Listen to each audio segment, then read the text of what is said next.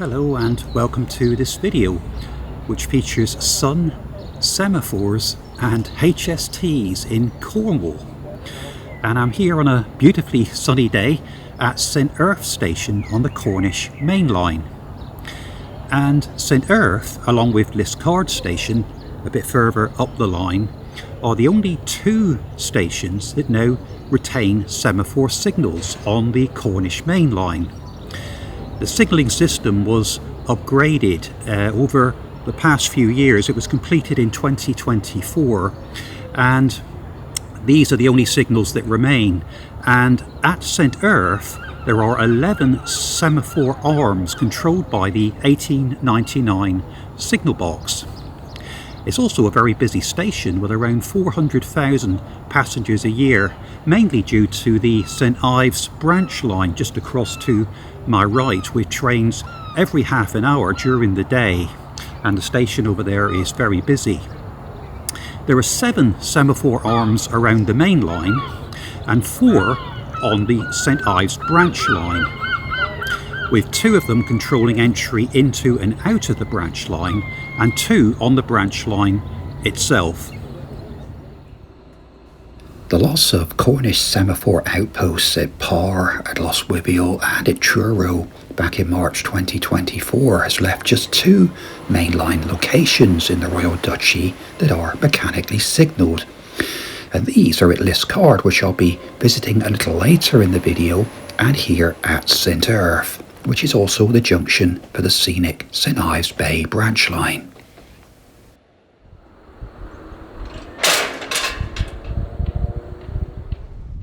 St Erth is a delightful and immaculately maintained Grade 2 listed station where the semaphore signals help retain the historic air of this busy country station. This replacement for the original historic footbridge has been on the cards ever since 2019, when the new car parking facilities were opened on the south side of the station, providing a park and ride facility for passengers travelling on the branch line to St Ives. I last visited St Erth Station 12 months earlier in June 2024, when you can see from these pictures preparations were well in hand to remove the original 1852 footbridge, which has now found its way to Cornwall on the East Somerset Railway.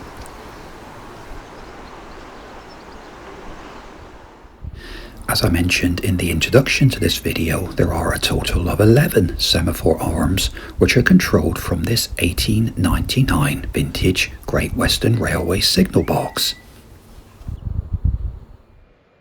There are a trio of signals in the view looking south from the station, and this is the down starter, which is on a short post at the end of the platform for trains heading towards Penzance, which is SE6. Moving across to the opposite platform is SE54, which controls down trains departing from the up platform, platform 2. Just beyond SE54 is the intermediate home signal SE67, which controls trains entering platform 2 on the up main line.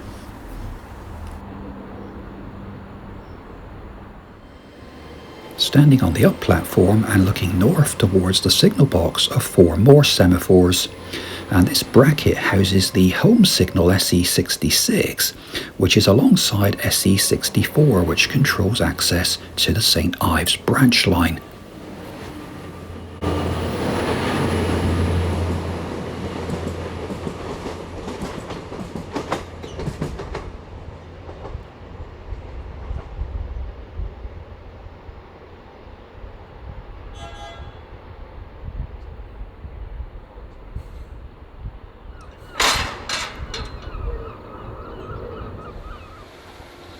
This GWR Class 150 Sprinter is departing from platform 3 along the branch line to St Ives, and access onto the branch line from the platform is controlled by signal SE63.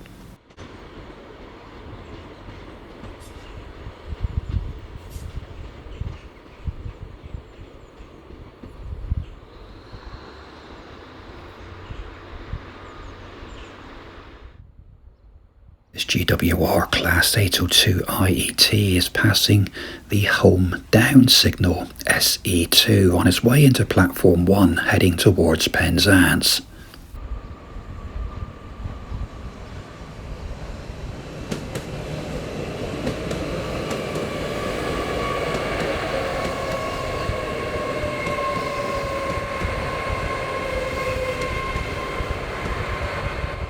The two remaining semaphores are out of sight on the St Ives branch line.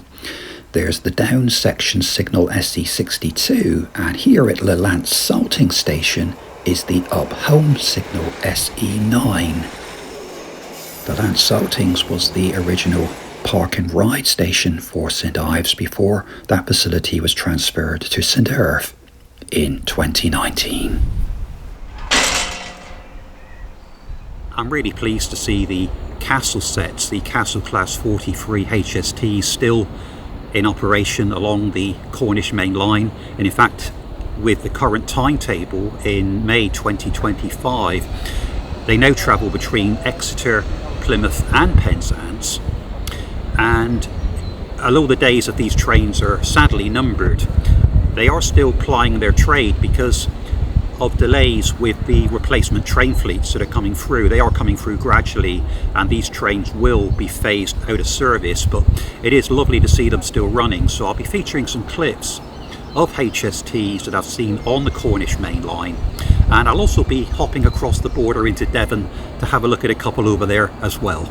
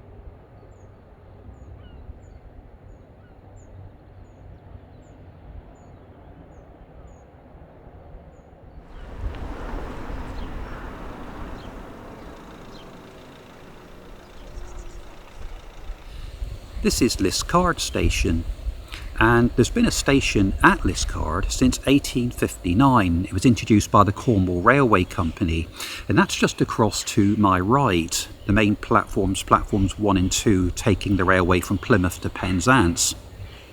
But I've come across here onto platform 3, which was opened in 1901 by the Liskeard and Loo Railway, when the railway was extended from Coombe Junction up the 1 in 40 gradient here to join the main line station at Liskeard. As is the case with St Erth, there are also semaphore signals still in operation here, and there are 6 of them. They're not all visible from the platforms, however, but there is a really interesting signal box of 1915. It's got 36 levers, and it's a Type 27D design.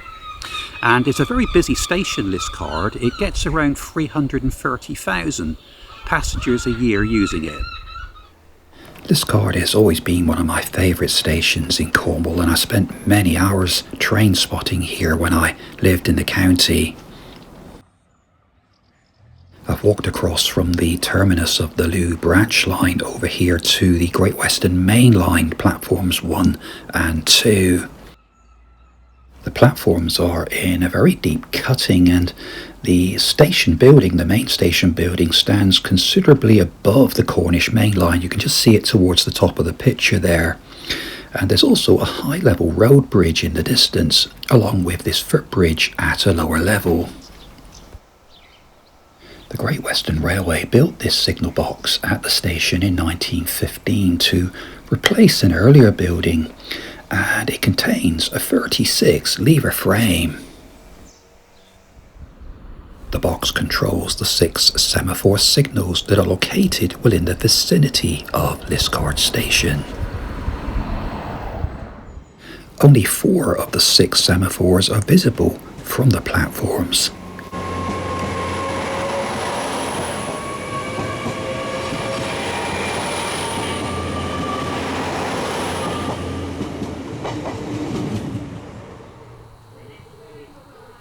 This is the home starter signal LD33 at the end of the down platform.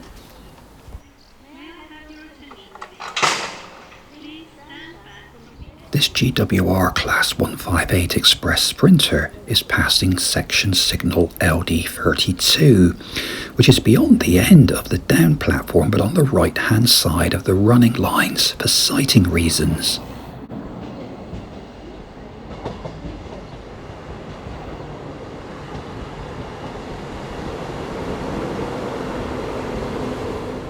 This is home signal LD34, which is located on the approach to the down platform.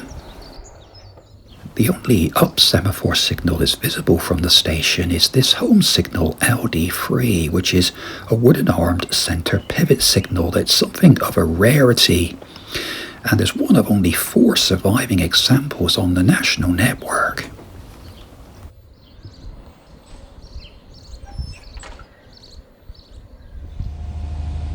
Other examples of the wooden armed centre pivot signal are still in place at Droitwich Spar Station and also at Shrewsbury, and I do remember seeing an example of one of these signals when I was filming here at Worcester Shrub Hill Station in 2023. As well as operating the semaphore signals, the signal box at Liskeard is also responsible for operating these disc signals, which give a clear indication to the driver of the position of the points. It's hard to believe that after almost 50 years of loyal service that these long-distance high-speed trains are making their final journeys along the GWR network.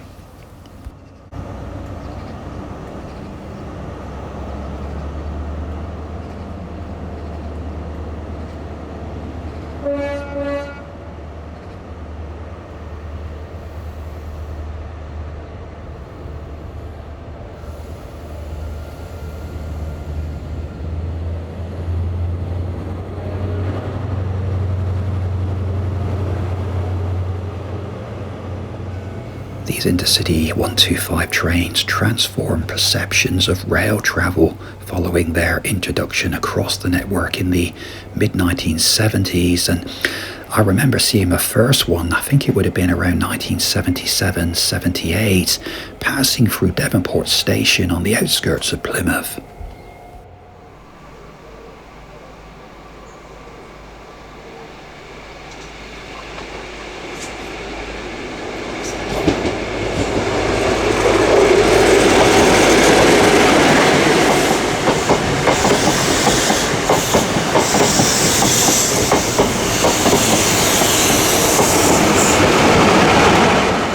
Hundreds of enthusiasts, I've really enjoyed photographing, filming and riding on these castle set workings.